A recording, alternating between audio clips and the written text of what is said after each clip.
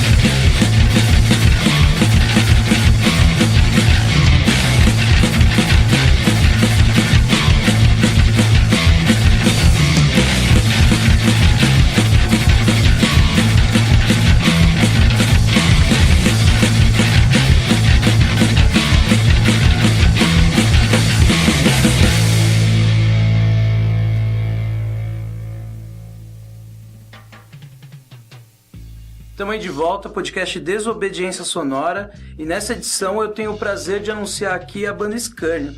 Gente, primeiramente, muito obrigado por terem aceitado esse convite para fazer essa conversa aqui hoje com a gente. Que é isso, meu. Obrigado a vocês pelo interesse. Bom, primeiramente gostaria que vocês se apresentassem. Eu sou o Mauro, né? Sou sócio fundador da empresa Escárnio. Foi eu com o baterista lá, o primeiro baterista da banda, que fundamos a banda aí desde 86. Estamos aí na luta aí, fazendo algumas coisinhas aí. Eu sou o Emiliano, já toquei em algumas bandas aí, Caos 64, toco no Hot também, já toquei... É rodado, cara. Já sou rodado um pouquinho. É rodado. Já tô enganando já muita gente. Tem mais hora de banda que urubu de voo, cara. Qual mais banda eu toquei? Você tocou no Brain Dead, Brain Dead. Como é que é o miolo aí? Como é que é? Miolo de pão. Miolo de pão. Pô, mas já tocou num monte de banda, cara. Mauro, eu queria que você pudesse contar pra gente, né, como fundador do Scania e tudo, queria que você pudesse falar o contexto de formação da banda lá em 86. Como que se formou, qual que era o contexto, a atmosfera, enfim. Bom, foi formada assim... Como é que eu vou dizer assim? Não foi... Quando a gente montou a banda, foi, vamos colocar assim, uma diversão dentro da linha de punk. Então, uma coisa pra gente se divertir e ao mesmo tempo mostrar a nossa indignação. Então, assim, não vou dizer que assim, não, nós montamos a banda para mostrar tudo que estava errado no mundo. Não, nós montamos a banda de diversão. Montamos a banda e vamos ver o que dá. E dentro de montar a banda, a gente foi colocando as nossas ideias, o que tinha de protesto, o que tinha de... a nossa ideia de protesto, o que a gente achava errado, o que a gente queria tirar sarro, entendeu? Porque a gente colocou o nome Escárnio vem da época do trovadorismo, né? Poesias de escárnio e maldizer. O escárnio da gente é esse escárnio, né? Fazer pouco, zombaria, esse é o significado. Então, quando a gente montou a banda, a gente já tentou fazer, jogar na cara que a gente achava de errado, né? Na sociedade, no mundo e tal, e ao mesmo tempo tentar ter uma via com um pouquinho de humor, sarcástico, né? Não fazer piadinha, mas colocar uma coisa sarcástica, uma coisa com duplo sentido, algumas coisas assim. Foi poucas letras que a gente conseguiu fazer isso daí, né? Muitas nem viraram música e tal, mas que a gente conseguiu fazer alguma coisa. E era, acho que assim, sei lá, acho que a ideia é essa daí, entendeu? A gente montou a banda pra se divertir, principalmente porque ninguém tocava. Eu brincava de tocar guitarra, ainda brinco, só que na época eu tocava muito menos. Fui aprendendo com o tempo. Ao montar a banda Escárnio, a gente foi aprendendo com os amigos que a gente tinha, de conversar, de ver e tal. Aí foi aprendendo, foi evoluindo, né? Até chegar ao que eu faço hoje em dia, que também não é lá grande coisa, mas dá pra brincar, dá pra fazer um barulho. E sobre essa primeira fase da banda, né, eu queria que você pudesse compartilhar com a gente também dos materiais que foram lançados nesse período e principalmente das apresentações, por onde passou, né, qual que era o cenário que dava para tocar em São Paulo, né, nesse final dos anos 80. Né? A banda foi formada em 86, então a cena punk aqui em 86 já estava ficando um pouco mais complicada do que sempre foi, porque quem conhece, né, sabe que o movimento punk aqui em São Paulo sempre teve todo esse lance de protesto, mas ele também foi muito formado com aquele aspecto de gangues, né? Foi muito ganguístico o movimento punk em São Paulo. Então, para você sobreviver, você tinha gangues, você tinha turmas, não necessariamente turmas para brigar, mas se você não tivesse uma turma que tivesse um nome, dava a impressão que você não era respeitado, entendeu? Assim, você é de Osasco, mas eu faço parte do Lixo Atômico, uma gangue que tinha lá, Lixo Atômico. Nunca entramos em briga, nunca fizemos nada, era um bando de moleque de 14, 16 anos, que conhecia todo mundo, mas era o nome que a gente tinha lá e todo mundo sabia quem que era. Ninguém falava assim, os caras lá são de Osasco, lá da Vila dos Remédios, lá da São José, Vila Airosa. Ninguém falava isso daí, você não falava de onde você era. Ou você era, né, você era da Punk Terror, você era da Carolina, você era do pessoal lá do ABC, ou de algumas outras, do Funeral Punk, essas coisas assim. Então você tinha esse lance de gangue. Sempre teve muita treta, muita coisa, mas eu acho que o povo se respeitava mais. Conforme as brigas foram aumentando, principalmente com relação ao pessoal de São Paulo e ao pessoal do ABC, principalmente aos carecas do subúrbio, né? Os próprios lugares de se tocar foram miando, né? Então você não tinha muito lugar. Tanto que o Escárnio, a gente montou a banda em 86. Aí a gente teve algumas procuras de pessoal, em 86 mesmo a gente conseguiu estrear no palco. Nós estreamos com o primeiro show da gente, foi abrindo um show pro Cólera em 86 no Espaço Mambembe. Daí depois nós tocamos com Olho Seco e Lobotomia, inverso. Nós tocamos primeiro com Lobotomia e depois nós tocamos com Olho Seco. Os 2 shows foram no Ácido Plástico, os 2 shows em outubro de 86.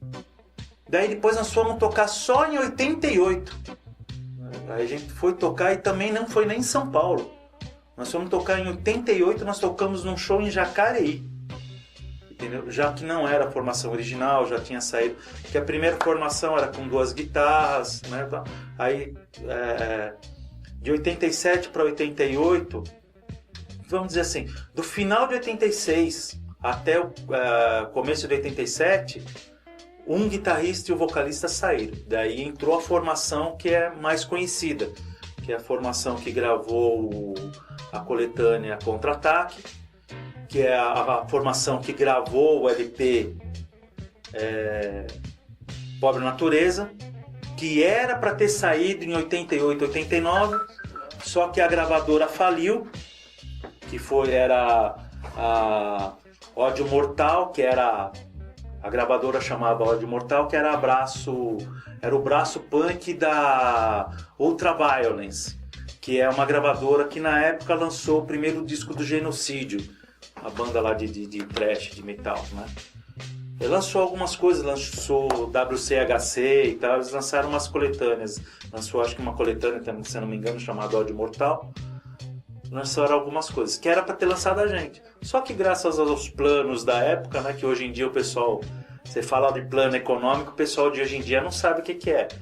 Mas quem viveu na década de 80, que ainda mesmo que fosse adolescente na década de 80, vai lembrar.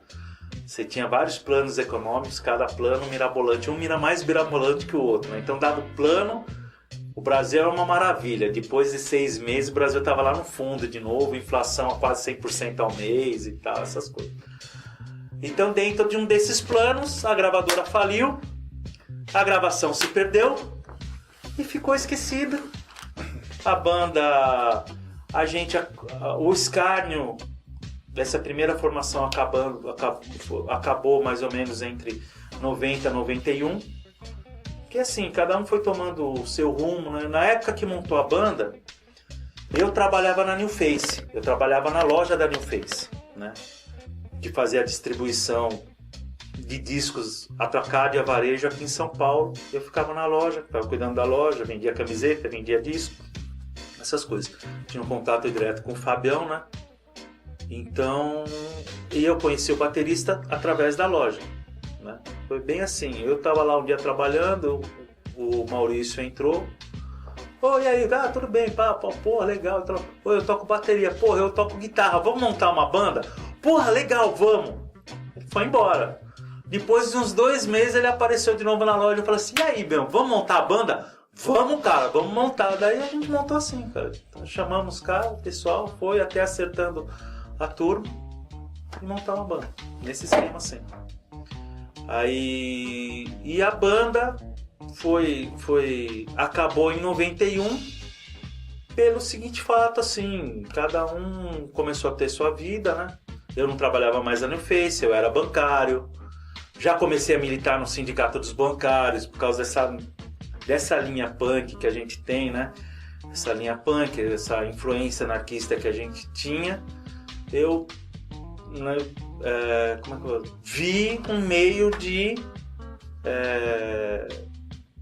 canalizar as minhas ideias anarquista, não que eu não me considero um anarquista.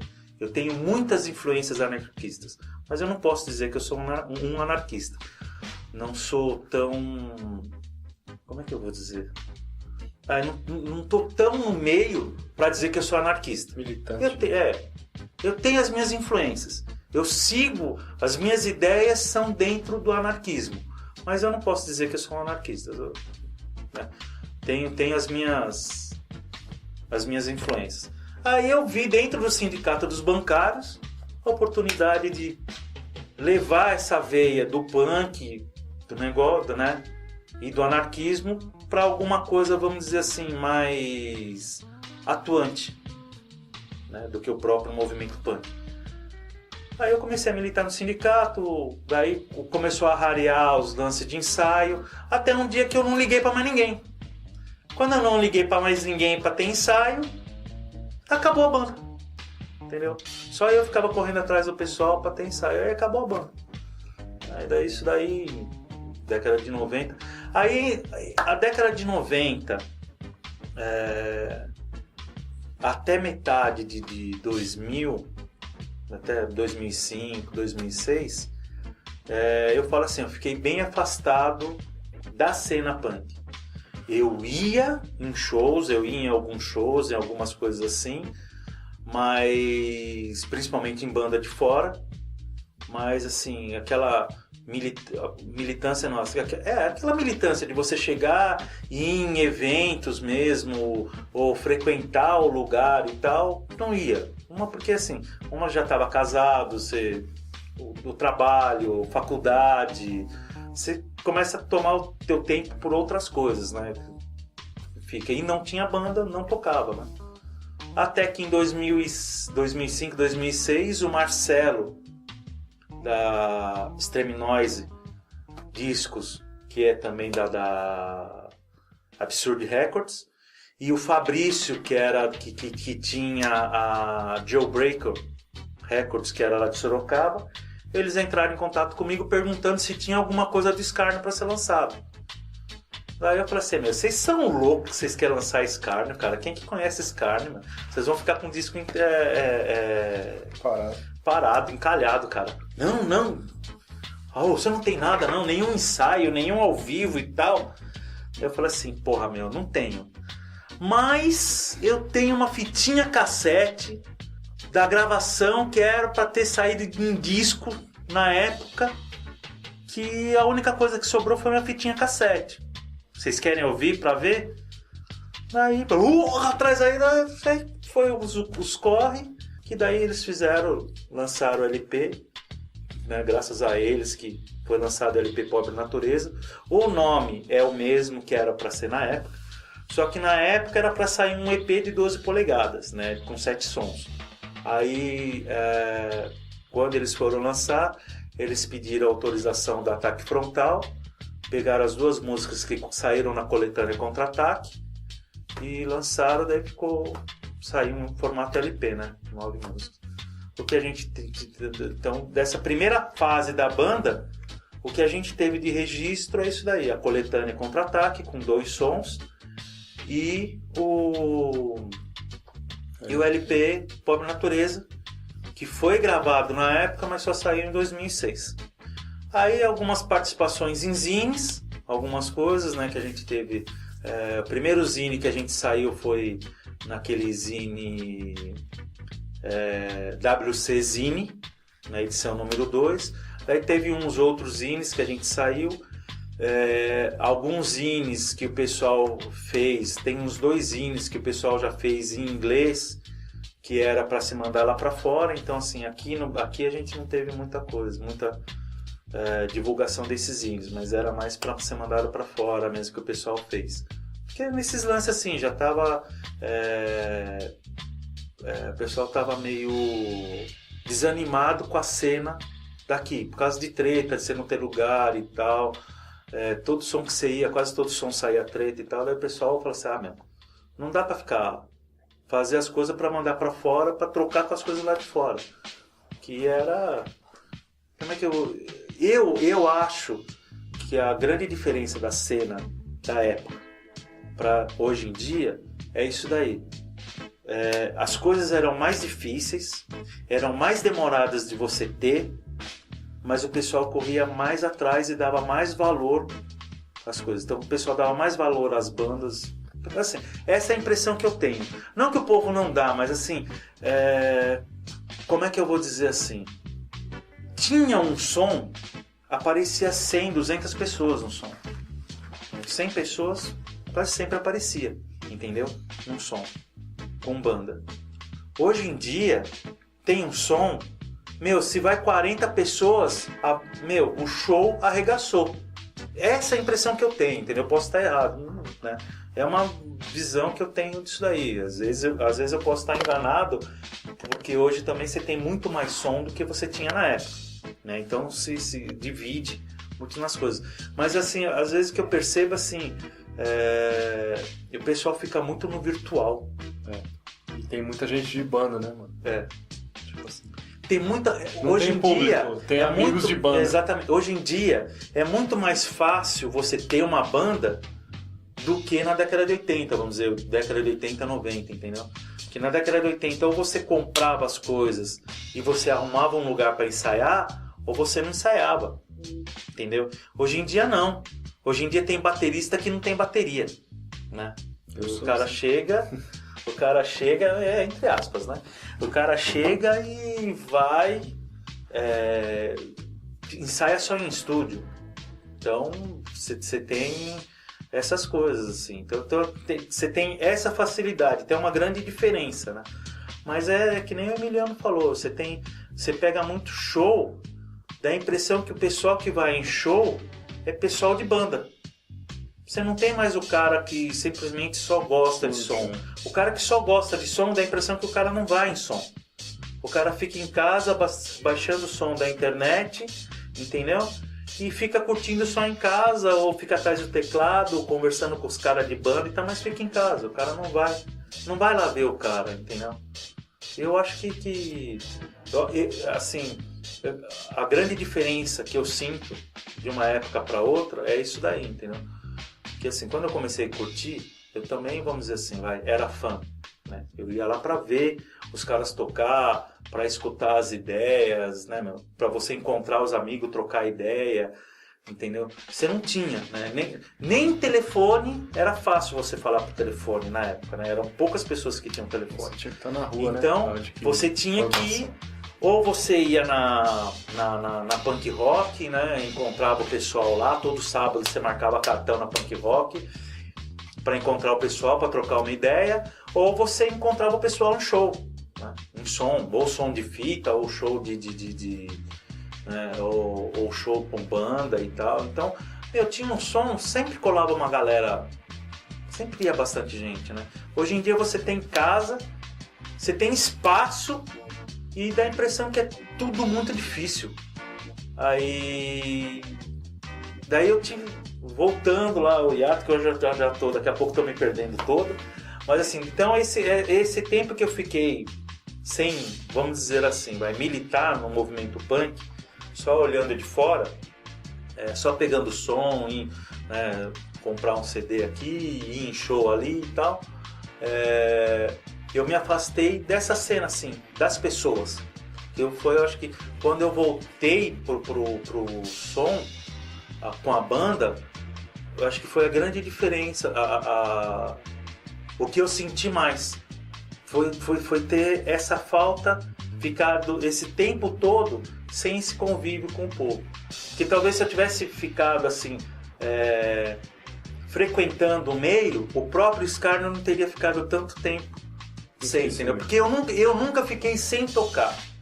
Eu sempre tive vontade de voltar com o Scarno e tal, mas como eu não estava militando no meio, como a gente não estava no meio, você não achava gente do meio, então nunca dava certo.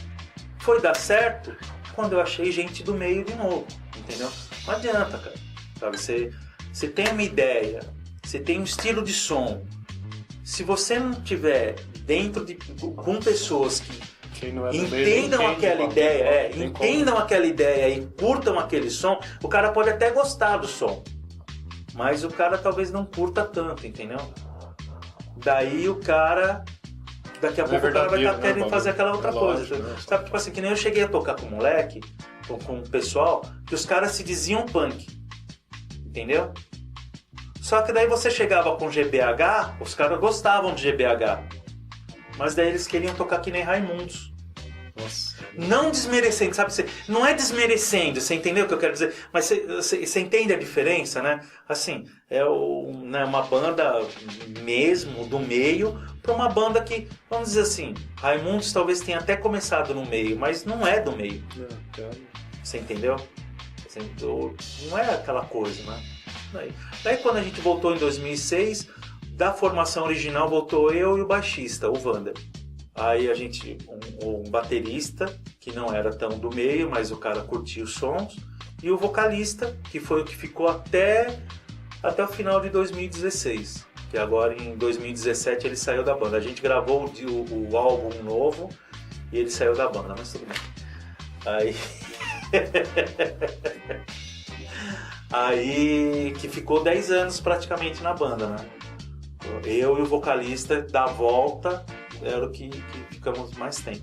Aí nesse meio tempo assim, saiu baterista, a gente teve muita mudança de baixista, porque baixista e baterista é um cu achar, né? É complicado. Teve bastante mudança de baterista e tal, até a hora que apareceu esse rapazinho aí, esse rapazinho bonitinho. Que daí desde... Quando, Emiliano? Nós estamos em 2013. Desde 2013, né? Isso aí, 4 anos já. E Emiliano, como é que foi a sua entrada no Scania? Eu fui.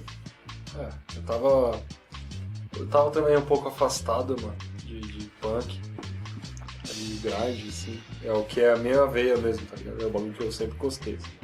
E aí eu tava meio afastado, sei lá, não tava tocando mais ou menos, tava enrolando só, na real. Parar eu nunca parei, mas eu ficava empurrando com a barriga um pouco. Aí o Scania foi bom pra caramba, que eu voltei a tomar gosto pelo bagulho, voltei a tocar, querer tocar mesmo, assim. Voltei pra cena, assim. Foi da hora, eu tinha ficado um tempo sem tocar em uma banda, assim, verdadeira, assim. Aí voltei e voltei a pegar gosto pelo bagulho e é isso aí, estamos aí até hoje.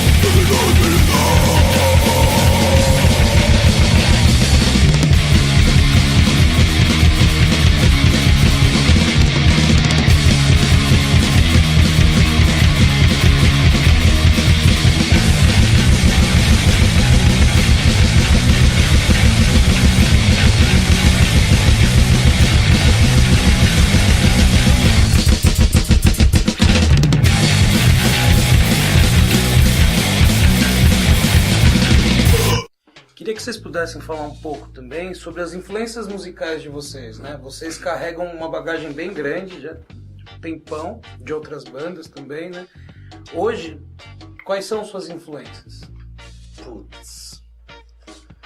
Cara, meu, é tanta coisa que eu já escutei, entendeu? Que, assim, que nem... Até hoje mesmo a gente tava conversando sobre isso daí, que ele me perguntou, pô, Mauro, qual foi o primeiro som punk que você escutou, cara? Assim, sabe assim, lembrar o primeiro mesmo, eu não sei. Eu posso dizer assim, se eu não tiver enganado, o primeiro, assim, a primeira... Contato. A primeira aquisição de um som, chegar e falar assim, não, esse som é meu, foi numa fitinha cassete que de um lado era Resilience, do outro lado era Stiff Little Fingers. Se eu não tiver enganado. Então, porra, meu, cacete, meu, que som do caramba. Mas dizer que que eu curtia som 77, punk 77, não, a gente escutava. Mas aí sim, como eu comecei a curtir em 82, né, eu comecei a curtir em 82 com 14 anos. Não façam as contas. Né? Eu comecei a curtir em 82 com 14 anos.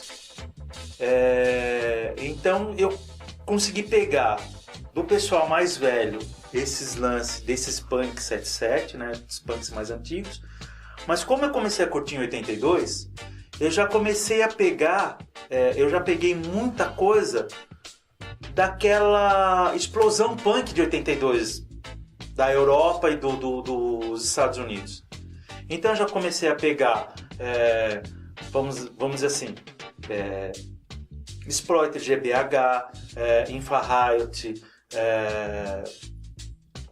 Blitz, Discharge, sabe assim, um monte de bandas assim, né, dos Estados Unidos, apesar que é um pouquinho mais velha, mas Germes, o próprio Dead Kennedys, Angelic Upstart, ou essas coisas assim, entendeu? Então eu já peguei, vamos dizer assim, um tempinho pra frente de um pessoal que começou a curtir antes, entendeu? Então eu já comecei a pegar um som um pouquinho mais rápido, um pouquinho mais agressivo. E, meu, assim, de boa, quando eu escutei Discharge, aí já... Entendeu? Não que eu não gostava não que eu deixei de gostar do resto, sabe? Discharge, Exploited, GBH. Era o que eu, assim, mais gostava, mais tinha interesse em pegar e conhecer o som, eram essas três bandas. Mas Discharge é que era o tesão. Então, assim, vou dizer assim, eu acho que talvez a minha grande influência realmente seja Discharge.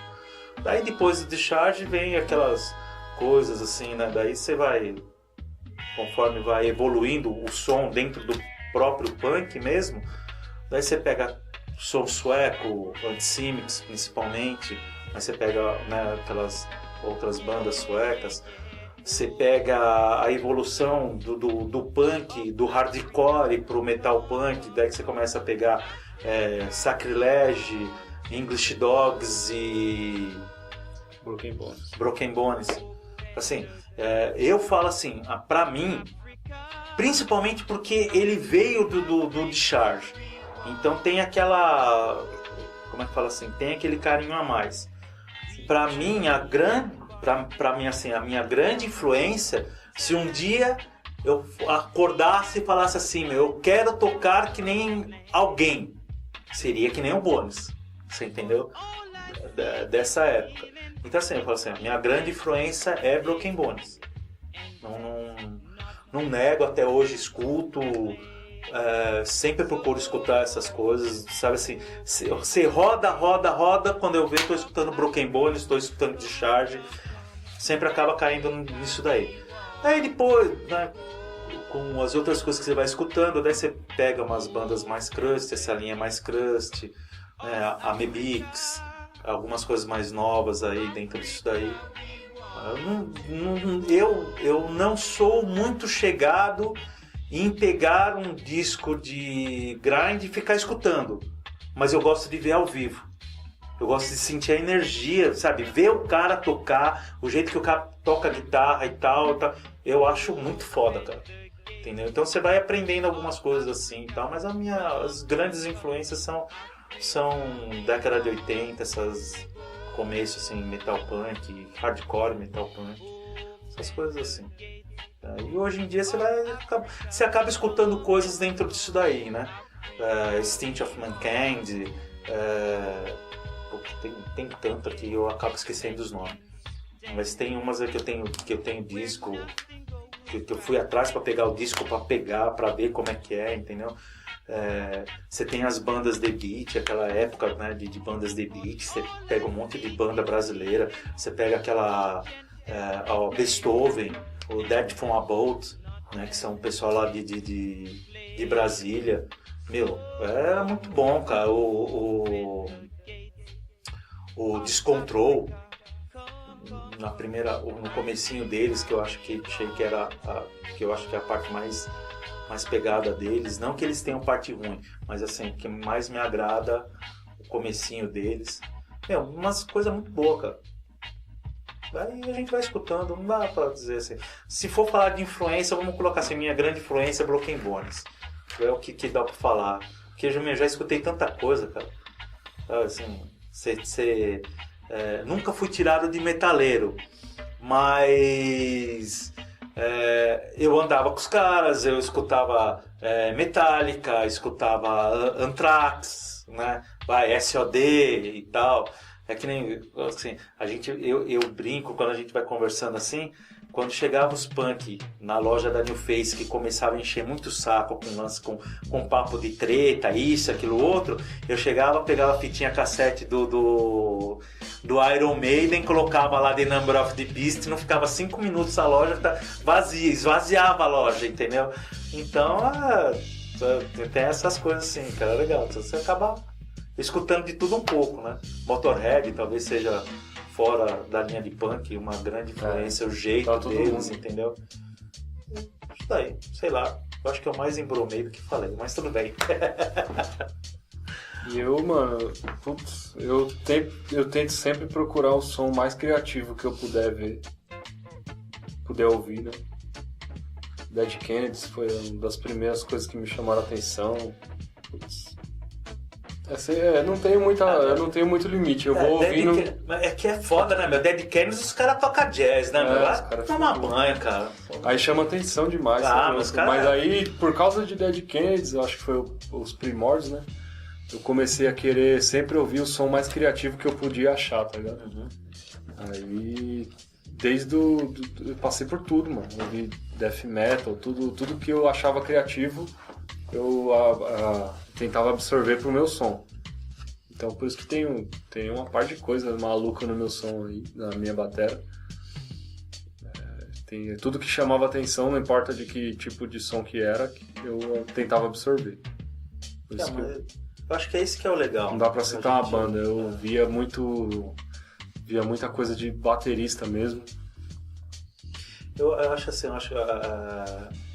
até engraçado esse lance, porque ele fala isso daí, eu lembro do baterista do Maurício que montou a banda, porque também assim, eu acho que ele falaria a mesma coisa, que o Emiliano, eu vejo, são muito parecidos os jeitos. Esse primeiro baterista aí, o Maurício, quando eu peguei o English Dogs, o Forward into Battle, peguei o disco, peguei emprestado de um amigo até que foi importado, peguei o disco e levei pra ele escutar, pra gente escutar na casa dele. Daí ele pegou, eu levei num sábado, ele ficou escutando. Chegou no domingo, que a gente era dia de ensaio também, a gente chegou lá, ele chegou, não, vem cá, vem escutar isso daqui. Daí a gente foi lá escutar o disco. Daqui a pouco ele parava assim e falava assim, olha essa parte aqui na música, olha. Meu, coisa que eu já tinha escutado 10 vezes o disco. Daí o cara chamava a atenção de um tintim de não sei o que. Eu falava, toma banho, mano. Sabe assim, e essas coisas assim que eu acho engraçado. o jeito deles são parecidos nisso daí. Ele também, o Maurício escutava de tudo, cara. Chegou uma época que ele ficava escutando Rush.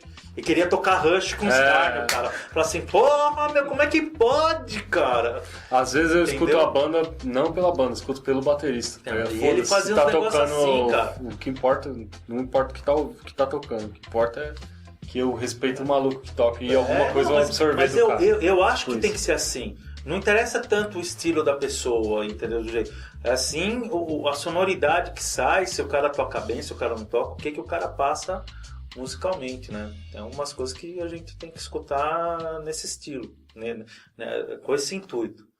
Eu também, mas, pô, que nem a gente pega aquela música lá do LP do Pobre Natureza, o Unfor Cause, aquela parte lenta do Unfor Cause tem aquelas paradinhas, aquelas coisas por causa disso daí, entendeu? Ele já na época ele já estava escutando Rush, daí ele achava que tinha que fazer não sei o que lá. Eu ao mesmo tempo eu escutava, tinha pegado uma banda da Alemanha para escutar, o nome da banda era ZSD, que tinha umas paradinhas, umas coisas muito diferentes. Daí tinha uma outra banda também que eu não lembro qual, outro dia eu estava escutando e eu via as paradinhas do jeito que é do The Unfor Cause, eu falei assim, puta mesmo, na época eu também tinha escutado isso daí, sabe? Você escuta um monte de bandas, tem uma que você lembra mais, as outras... E daí você vê e fala assim, meu, cada coisa diferente que os caras faziam, a gente tentava falar, meu, vamos fazer alguma coisa diferente. Aí a gente, sabe, sem querer, você tava fazendo uma daquelas ideias, entendeu? E ele toca a bateria assim, de vez em quando a gente tá falando uns negócios assim, não, eu tô criando, deixa aí, vamos tocar aí, eu tô criando. Você viu essa virada que eu fiz aqui? É assim, assim, assim. Fala assim, lá, para de inventar, moleque. Queria que vocês pudessem falar um pouquinho também sobre as letras do Scarno. Sobre o que as letras de vocês contam, o que elas falam. Se pegar lá desde lá, hoje. Vamos dizer assim, não mudou muito o foco da letra, não mudou muito. Se você for olhar assim, mudou às vezes talvez um pouco o jeito de ser feito. Eu acho que na primeira fase da banda as letras eram mais diretas. Então, eu falava da situação do país, a gente falava da situação do país, a gente falava do medo de guerra, né, de uma guerra nuclear, da situação mundial, mas principalmente da situação do país, né? A gente tem a música Estado, né? O estado de pobreza que assola a população, culpa da má administração, do déficit público. É uma música que eu fiz em 86. Se você for pegar essa letra, hoje em dia, infelizmente continua a mesma merda, né? Mas quer dizer, a ideia em si não muda. Tem esse foco social, econômico, social, do que a gente vive no país com os nossos problemas econômicos e sociais. Quando a gente voltou, eu assim, depois, né, você vai estudando, você vai vendo algumas outras coisas, eu comecei a fazer umas letras que, sem querer, elas não saíam tão diretas, entendeu? Saíam com um duplo sentido. Então eu fazia uma letra que, ao mesmo tempo, eu pensava nela socialmente, mas eu pensava nela como que a cabeça das pessoas estão funcionando, né? Eu acho que a grande mudança das letras assim foi isso daí, mas sempre tentei passar um pouquinho da realidade da gente, né? Do que a gente passa aqui no Brasil, do medo e tal. Tem uma música terrorista. Eu fiz a letra ao mesmo tempo que eu estou criticando, que eu não acho certo a atitude de terrorista, né? Eu acho assim, você quer ser terrorista, você quer ser fudido, vai explodir vai explodir a casa do presidente, vai explodir lá a Casa Branca mesmo, entendeu? Não vai explodir um shopping, você entendeu o que eu quero dizer? Por mais que eu entenda a ideia do terrorista, que quando ele vai e faz um terrorismo, que ele ataca civis, ele tem a ideia de que, ao ponto que você vive naquele país e você não fala contra o que o país está falando, você está apoiando a atitude daquele país. Então, eu entendo isso daí, mas eu não acho certo, eu tenho direito de não achar certo. Então, assim, eu acho que você quer ser fudido, então mata o militar, entendeu? Mata o governante que deu a ordem, mata o cara que deu a ordem. Faz um ataque terrorista contra o cara que deu a ordem. Não contra o coitado que está trabalhando lá, que às vezes, muitas vezes não tem nem consciência daquilo que está acontecendo. Mas ao mesmo tempo, eu vejo o terrorismo não só por esse ato dessa minoria. Quando os Estados Unidos atacam um país do Oriente Médio, por exemplo, que hoje em dia até que você está lá focado, mas quando os Estados Unidos ia lá e atacava o pessoal da Al-Qaeda, não deixava de ser um terrorismo também, porque ele não chegava, ele não atacava só onde estavam os caras da Al-Qaeda, ele atacava o meio da população. Tudo bem que os caras se escondiam no meio da população, né? Tem todo um conjunto, mas ele atacava o cara da população. O cara não é fudido, faz uma incursão e ataca só os caras, você entendeu o que eu quero dizer? É fácil você chegar aí, puta, jogou uma bomba lá no meio da cidade, não, lá ó, era o quartel dos caras. E em volta, o que era? Você entendeu? Então você tem, pra mim, terrorismo é os dois.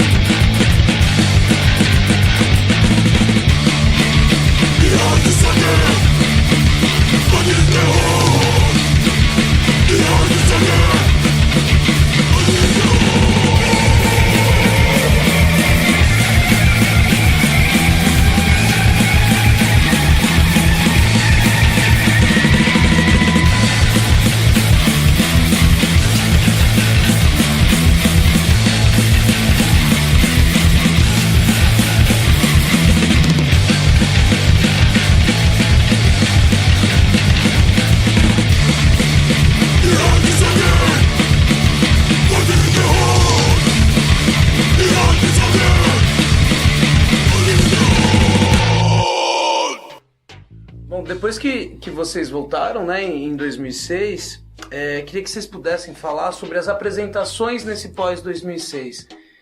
De vocês dois, quais foram as apresentações memoráveis? Queria que vocês pudessem contar e compartilhar com a gente um pouco desse cenário que vocês viveram nessa segunda fase da banda. Olha, eu vou dizer assim, antes do Emiliano entrar, eu acho que a apresentação que deu mais tesão da gente tocar foi com o Ratos em Sorocaba. Entendeu? Assim, foi, acho, o mais diferente da coisa. Até mesmo porque depois que o Emiliano entrou, a gente tocou muito mais, entendeu? Talvez também acho que a de Sorocaba que foi, e o último som que foi lá no Espaço Impróprio. Foi no último dia que o Espaço Impróprio ia estar aberto. A gente tocou lá, que foi esse som, que foi um som com Armagedon, Escárnio e Unifiscum. Eu acho que foi assim que eu tenho na lembrança os dois sons mais legais que a gente fez, assim, pelo contexto em si. Não pela apresentação da banda, mas pelo contexto, né? Aí depois que o Emiliano voltou, o primeiro show do Emiliano eu acho que foi muito legal pelo jeito que foi, porque fazia um tempo que o Escárnio não tocava. Daí a gente vai, toca em Osasco, num lugar minúsculo, daqui a pouco tava lotado, calor pra caramba, a gente suando pra caramba, né, Emiliano? Foi da hora.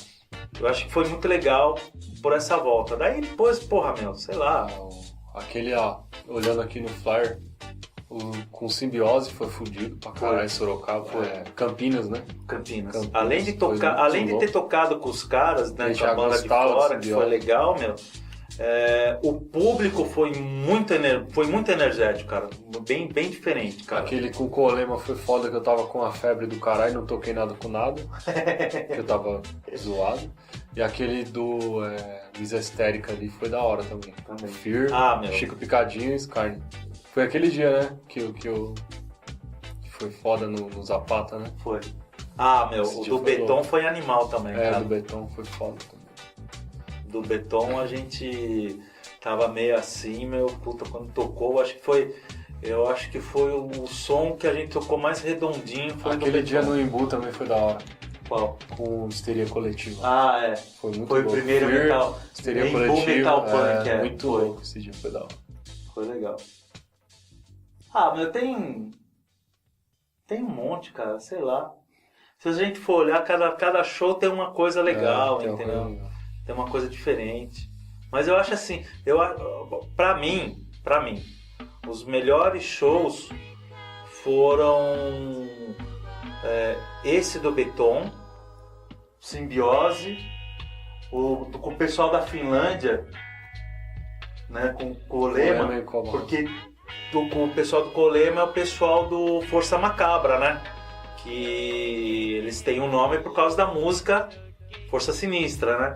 Então é muito engraçado porque, os caras, do mesmo jeito que a gente tava lá pra conversar com os caras estavam lá pra conversar com a gente, entendeu? Eu queria conversar. Então foi legal por causa disso, entendeu? Sei lá, tem um monte. Esse daqui, também, o Tosco Fest, volume 4. Foi a primeira vez que a gente foi tocar em Campinas. Lembro. Lembra? Tem até um vídeo, né? Tem. Lembro. Esse daí foi legal também, cara. O povo, eu acho mó barato, cara. O povo pula muito. E esse último que a gente fez agora no São Carlos 4. É muito legal, cara. Você vê o pessoal... Aí eu dei uma cabaçada, né? Eu esqueci as baquetas, nunca fiz essas merdas. Nunca fez. Aí esqueci as baquetas e esqueci os pratos. E na ida eu esqueci as baquetas e esqueci os pratos no carro do seguro. Na volta esquece os pratos. Puta que pariu. Mas foi bom. Eu acho que assim, foi... Não, a gente fala assim, o legal, não necessariamente pela estrutura do show. Né? Não dá pra julgar isso daí. Mas pela energia do público, foi da hora jeito também. E tal. Lembra o Rovesvet lá? O Rovesvet foi, é que a gente ficou meio cansado porque no final enrolou, teve aquelas enrolação, aí eles tiveram que ir embora.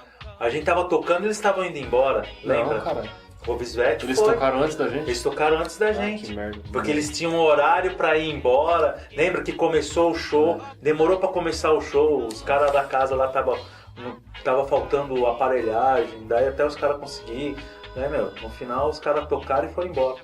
Nem viram nenhuma banda tocar praticamente. Não porque os caras quisessem, entendeu? Mas por causa do horário que eles tinham que cumprir, porque eles já tinham no outro dia, eles tinham que tocar em outro lugar e essas coisas. Mas tem um monte. Sei lá. E nessa segunda fase de materiais lançados também, queria que vocês pudessem comentar um pouquinho também sobre eles. Bom, material lançado, O Escárnio, desde que voltou, nós entramos 3 vezes em estúdio. A primeira vez foi em 2010, 2011. A gente entrou em estúdio, gravou tudo. Quando a gente acabou de mixar, o baixista e o baterista saíram da banda. Daí você não tem como trabalhar em cima de um... Como é que você vai trabalhar um lançamento e tentar lançar alguma coisa, sendo que 2 caras já saíram, você não tem nem como trabalhar o produto, né? Fazer as coisas. Deixa pra lá. Daí em 2014, 2015 a gente gravou de novo. O baixista saiu. Aí agora a gente gravou, ano passado, 2016, a gente gravou esse álbum que a gente lançou, né? Que é o Da Volta, realmente o que a gente fez de novo, né? O outro né, o Pobre Natureza é antigão, mas assim, que a gente fez de novo é esse daí. Aí a gente resolveu lançar esse daí, lançamos em formato de CD, porque como o vocalista saiu e eu assumi os vocais, ficou bem diferente do que estava com ele do que eu no vocal. Então a gente também não ficamos se preocupando em vamos fazer CD, vamos fazer LP, vamos correr atrás disso, porque ia ficar muito diferente do que está agora. A gente lançou para ficar o registro, né? Quem sabe mais para frente a gente consegue lançar ele em vinil pelo registro mesmo. Então a gente tem esse novo álbum em formato de CD, que é o Abismo. A gente tem uma fitinha cassete que foi lançado agora no começo do ano eu sempre esqueço lá, como é que é o selo do Gordo lá? Puta, não lembro. Pega lá, Cedinho, pega lá a fitinha lá. Eu sempre esqueço o nome do Anderson Gordo lá, do negócio dele lá. E que ele fez, que daí essa fita aí contém uma gravação que a gente fez no começo de 2017 num estúdio do Lau, lá em Osasco. Ao vivo, né? Então é um lado ao vivo dessa gravação e o outro lado é uma junção dessas 2 gravações que não saíram em nada, né? A gente lançou a demo também. Essa gravação de 2014, nós fizemos a demo. Sei lá. Tá bom. Coloca aqui, não lembro. O Anderson do Anderson Gordo, pronto. Os lançamentos do Anderson Gordo, que o cara arrebenta, ele faz o negócio pra caramba. Na raça, na resposta. Na raça, na resposta. Meu, o cara é muito gente boa, cara, e totalmente de ar e faz e luta pra caramba pra fazer os negócios dele. Meu, muito... o Gordo é assim, meu, tira o chapéu pra ele, cara. É foda. E... não tem. É essa FZ aqui, o negócio dele. Só que tem um nome, e eu esqueço o nome toda vez. Então a gente tem uma demo com essa gravação de 2014, o CD Abismo, que é essa gravação de 2016, e essa fita, essa tape, que tem a gravação ao vivo de 2017, já com a formação que a gente está agora, de um lado, e do outro lado é uma compilação das 2 gravações anteriores ao CD Abismo. É isso daí que a gente tem recente. É isso daí. Essa gravação que a gente tem ao vivo é para sair numa coletânea virtual que vai ser lançada pela Conspiração Records, né? Mas só que até agora, já faz quase um ano, não conseguiram acabar o processo dele para fazer essa coletânea virtual. Mas seria isso daí, nada. E a partir de agora, vocês estão planejando para quê? Vocês estão pensando em 2017, 2018? O que o Escárnio está pensando da vida? A ideia da gente em 2017 tá fazendo... 2018 tá gravando. A gente tem uns projetos aí para lançar split de 7 polegadas, né?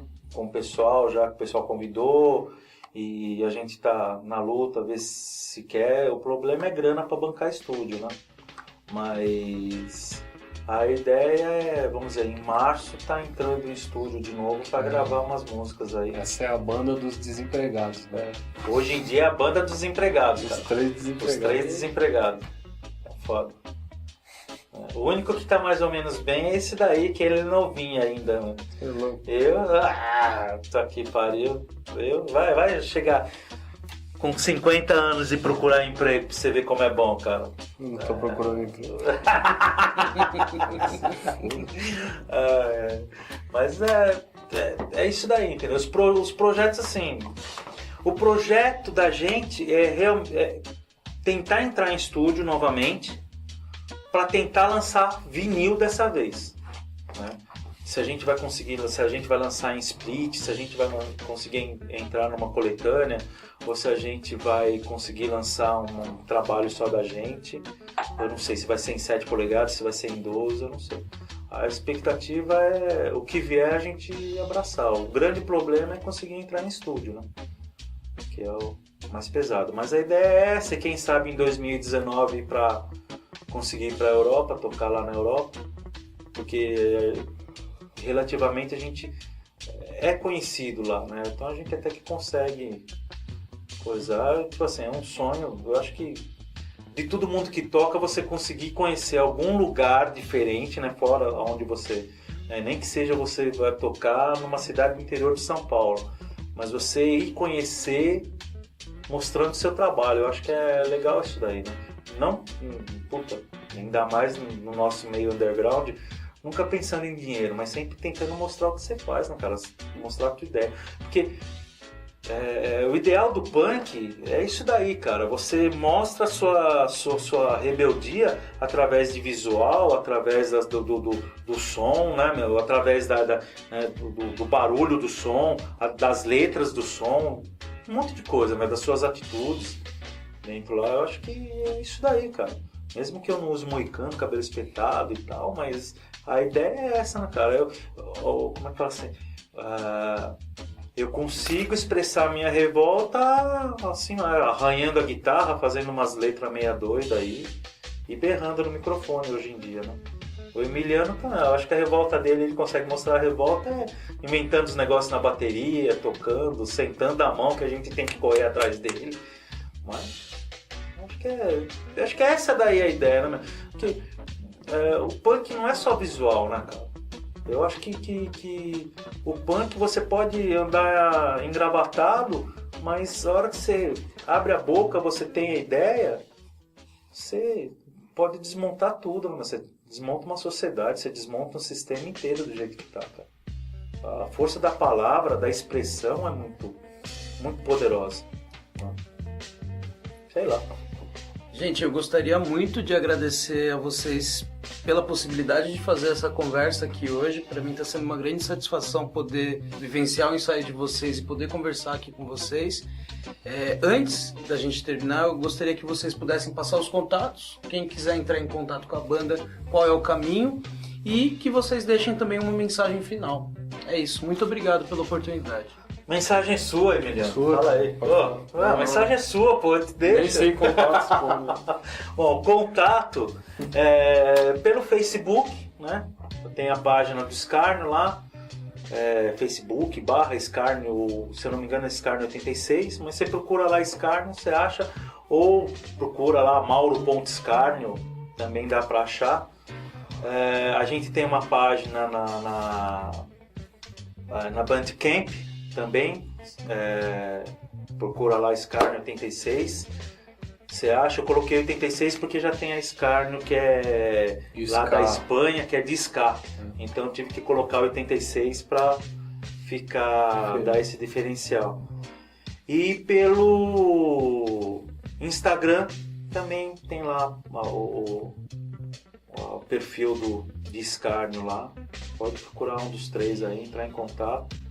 Às vezes eu posso não responder rápido, mas não é má vontade não, é que às vezes a gente começa a fazer umas coisas. Que tem o rato, né, também na banda. Tem um rato, mas cara, como é que fala? É de açúcar, entendeu? Se ele tomasse chuva hoje, ele derretia, então... Tem o Ratones também, né? Que é o nosso baixista, que tá aí desde 2015. desde 2015. E tá representando bem aí. Já tocou até de braço quebrado. Que... Passou nos testes.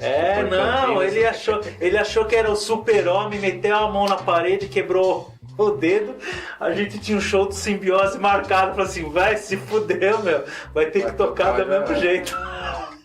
Aí foi tocar o som do Simbiose, bração engessada lá, cara. Quebrou o gesso. Cortou o gesso com a maquita. Meu, cortamos o gesso, fez um monte de coisa, cara. Mó doideira, cara. Mas gente boa, gente muito boa, cara. Ele é. O Ratones, assim, meu, é um cara nota 1000, se for falar assim, um cara muito gente boa. Atrapalhado, mas a gente... puta.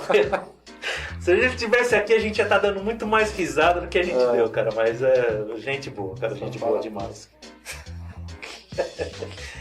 Meu, sei lá, mensagem, cara. Você tem alguma mensagem, cara? Sei lá, meu, escutem som, se interagem no movimento, né, meu? Sempre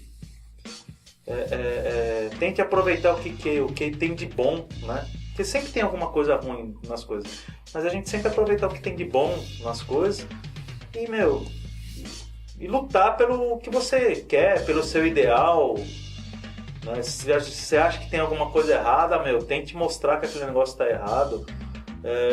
E colar no rolê enquanto tem rolê, porque daqui a pouco entra a ditadura aí, vai ver rolê na cadeia. Mas eu não sei, eu não sei se entra na ditadura, mas se a situação do país piorar mais, eu espero que não piore. Mas não vai ter rolê, cara, não vai ter rolê, cara, porque vai tudo internet, fechar, cara. Não vai ter porra nenhuma. Deixa de ser internet, de ficar só atrás do teclado, cara. Vai viver, cara, sabe? Deixa o virtual, vai... cara, deixa o Xvideos pra lá. Meu, fica vendo só XXX aí, né? Não dá, cara. Vai pra luta, companheiro. Vai pra rua, companheiro. E vamos que vamos.